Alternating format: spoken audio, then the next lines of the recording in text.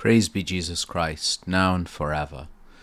Before I start my nugget for this week, I just want to tell you about one or two changes at Nazarene. My long-time, part-time assistant and office manager, Elizabeth Ortiz, will be moving on to new pastures, so she's been the first point of contact you've encountered if you've ever emailed us, and also has done so much in the background, preparing campaigns, etc., all the background work for Nazarene. So I'm very grateful to her for all she's done and wish her well for the future.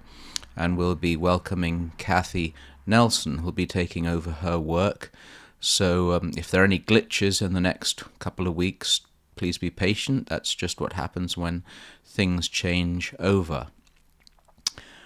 That suffering is a mystery is both a truism and something of a cliché or overused term.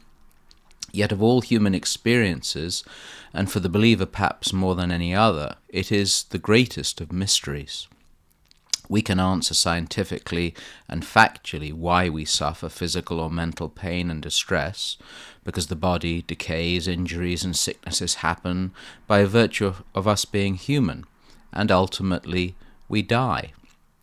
This is reality. Perhaps as faith retreats, obsession with bodily health increases. It certainly, as one gets older, occupies more of the conversation between people of a certain age. A friend calls it an organ recital. When you meet, you discuss for several minutes the state of your internal organs and general health. Other friends, sadly now dead, used to have a 10-minute rule at a dinner party. 10 minutes for health discussions, then no more for the rest of the evening. We also have something now called mental health, which seems to occupy the minds of the young greatly. I believe it was invented sometime in the mid-2000s. I'd never heard of such a thing when I was young. We were just miserable. Christianity, because of the suffering of Christ, his passion, the suffering he endured before and during his crucifixion, has developed a deep theology of the mystery of suffering and its redemptive role. It's the very heart of the mystery of the cross, that in some way the suffering of Christ, who is God, and therefore the greatest and most mysterious suffering the world has ever known, was, as the Lord himself said, necessary. His suffering took away the sins of the world, and by his stripes we were healed. Identification with his suffering when we suffer, in body, mind, or spirit, for the Christian takes on both a mystical value and a means of endurance. It gives a value to what without faith seems not only valueless, but empty and pointless. It is still, however, a mystery. Easy and trite phrases, spiritual cliches, do not help or diminish the mystery.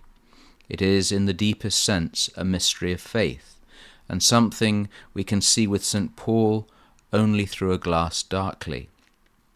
Even deeper is the extraordinary verse from chapter 1 of St. Paul's letter to the Colossians, verses 24 to 25. There, St. Paul speaks of his own sufferings, which we know are many, and the fact that he rejoices in these sufferings to, as he said, complete what is lacking in Christ's afflictions or sufferings for the sake of his body, the church. This is weighty stuff. How can there be anything lacking in Christ's sufferings for the church, his body? Yet somehow we are called by membership of that body to suffer and give meaning to that suffering. If, as St. Paul says, it is no longer I who live, but Christ who lives in me, we suffer with and in Christ. The human suffering of whatever kind can, in this great mystery, which we will never comprehend this side of eternity, become redemptive and of infinite value. God does not love our suffering. What kind of God would he be?